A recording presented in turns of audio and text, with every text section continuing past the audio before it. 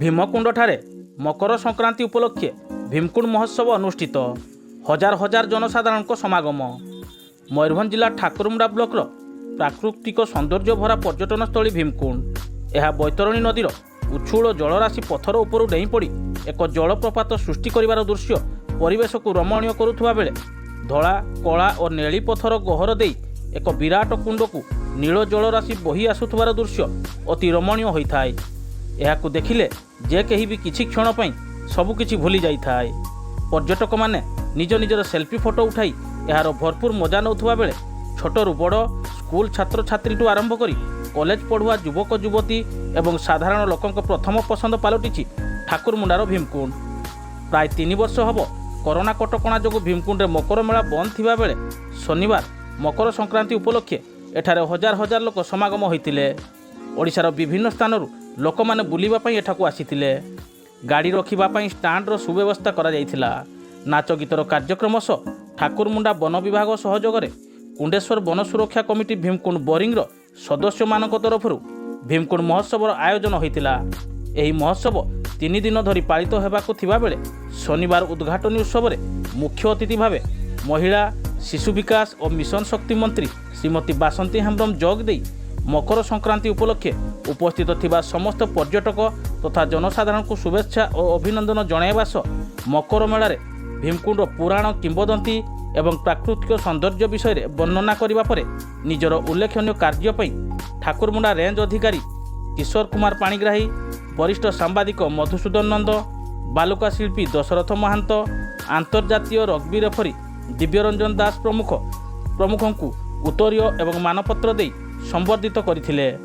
ପରେ ପ୍ରିୟ ମୁଖ୍ୟମନ୍ତ୍ରୀ ନବୀନ ପଟ୍ଟନାୟକଙ୍କ ରାଜ୍ୟ ପର୍ଯ୍ୟଟନ ବିଭାଗ ତରଫରୁ ଅନୁମୋଦନ ହୋଇଥିବା 3,20,00,000 ଟଙ୍କାରେ ପର୍ଯ୍ୟଟନସ୍ଥଳୀ ଭୀମକୁଣ୍ଡ ଏକ ଆକର୍ଷଣୀୟ ନୂଆ ରୂପରେ ସଜେଇ ହେବ ବୋଲି କହିଥିଲେ।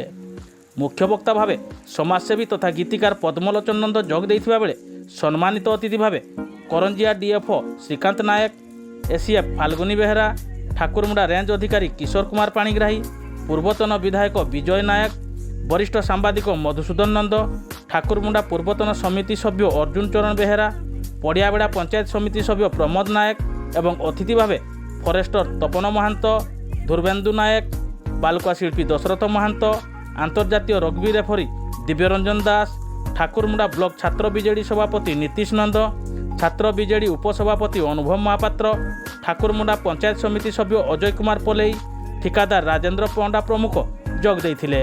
ଏହି ମହୋତ୍ସବରେ ଅନୁଷ୍ଠିତ ସାଂସ୍କୃତିକ କାର୍ଯ୍ୟକ୍ରମକୁ ସମାଜସେବୀ ତଥା ଗୀତିକାର ପଦ୍ମଲୋଚନ ନନ୍ଦ ଓ ପ୍ରମୋଦ ନାୟକ ପରିଚାଳନା କରିଥିବା ବେଳେ ଠାକୁରମୁଣ୍ଡାର ସୁର ସଙ୍ଗୀତ ଅନୁଷ୍ଠାନ ପକ୍ଷରୁ କଣ୍ଠଶିଳ୍ପୀ ଭଦ୍ରକର ପପୁ ଚକ୍ରବର୍ତ୍ତୀ, ପଦ୍ମଲୋଚନ ନନ୍ଦ, ଗୋଲକ ମହାପାତ୍ର ପ୍ରମୁଖ ସଙ୍ଗୀତ ପରିବେଷଣ କରିଥିବା ବେଳେ ନୃତ୍ୟରେ ଠାକୁରମୁଣ୍ଡା ଅଞ୍ଚଳର ଓଡ଼ିଶୀ ନୃତ୍ୟାଙ୍ଗନା ହିତ୍ୟାଶା ନାୟକ, ରୂପାଲି ପଟ୍ଟନାୟକ, ଆନନ୍ଦପୁର ଅଞ୍ଚଳର କୁନି ନୃତ୍ୟଶିଳ୍ପୀ ସିଟି ସିଂ ଏବଂ ଠାକୁରମୁଣ୍ଡା ଅଞ୍ଚଳର ମା ବାସୁଳି ନୃତ୍ୟ ଗ୍ରୁପ ପ୍ରମୁଖ ନୃତ୍ୟ ପରିବେଷଣ କରିଥିଲେ। ଶାନ୍ତି ଶୃଙ୍ଖଳା ରକ୍ଷା କରିବା ପାଇଁ ଠାକୁରମୁଣ୍ଡା ଥାନା ପୋଲିସ ପକ୍ଷରୁ ବ୍ୟାପକ ବ୍ୟବସ୍ଥା କରାଯାଇଥିବା ବେଳେ ଠାକୁରମୁଣ୍ଡା ଅଗ୍ନିଶମ ବିଭାଗ ଏବଂ ଅବକାରୀ ବିଭାଗର ଅଧିକାରୀମାନେ ମଧ୍ୟ ସହଯୋଗ କରିଥିଲେ। ମୟୂରଭଞ୍ଜ ଠାକୁରମୁଣ୍ଡାରୁ ଶେଖ ରାଜୁଙ୍କ report. Sheikh Raju, news express. ଆମର କରଞ୍ଜିଆ ଡିଏଫ୍ଓ ସାର୍ ଶ୍ରୀକାନ୍ତ ନାୟକଙ୍କ ନିର୍ଦ୍ଦେଶ କ୍ରମେ ଏ ମହୋତ୍ସବ କରୋନା ପରେ 3 ବର୍ଷ କରୋନା ପରେ ଆଜି ସମ୍ଭବ ହୋଇପାରିଛି। ଏ ପ୍ରୋଗ୍ରାମ 3 ଦିନ ଧରି ଚାଲିବ। 14, 15, 16 ସବୁ ପ୍ରକାର ସାଂସ୍କୃତିକ କାର୍ଯ୍ୟକ୍ରମ ସବୁ ହେବ। ଏଇ ଯେଉଁ କାର୍ଯ୍ୟକ୍ରମ ଆଜି ହେଲା ଆମର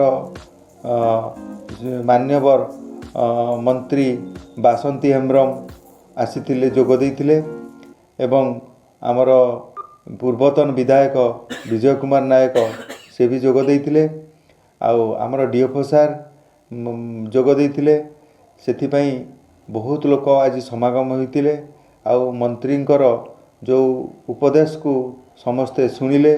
ଆଉ ମନ୍ତ୍ରୀଙ୍କର ଯେଉଁ 3,20,00,000 ଟଙ୍କା ମାନ୍ୟବର ମୁଖ୍ୟମନ୍ତ୍ରୀ ନବୀନ ପଟ୍ଟନାୟକଙ୍କ ଅନୁଦାନ ରାଶି 3,20,00,000 ଟଙ୍କା ଭୀମକୁଣ୍ଡର ଡେଭଲପମେଣ୍ଟ ପାଇଁ ଆସିଛି। ସେ କାମ ବିଷୟରେ ବି ମାନ୍ୟବର ମନ୍ତ୍ରୀ ଆମକୁ ଆଜି କିଛି ମାନେ ବୁଝେଇଲେ ଯେ ଏଇ କାମ ସବୁ ଯଥାଶୀଘ୍ର କରାଯାଉ ବୋଲି। जहाँ भी हो आज बहुत प्रकार सांस्कृतिक कार्यक्रम भीमकुंड महोत्सव संभव हो पारा। हजार हजार लोकंकर समागम थिला, मंदिर पूजा भी हो पारा। शांति श्रृंखलार सह भीमकुंड महोत्सव आज फास्ट दिन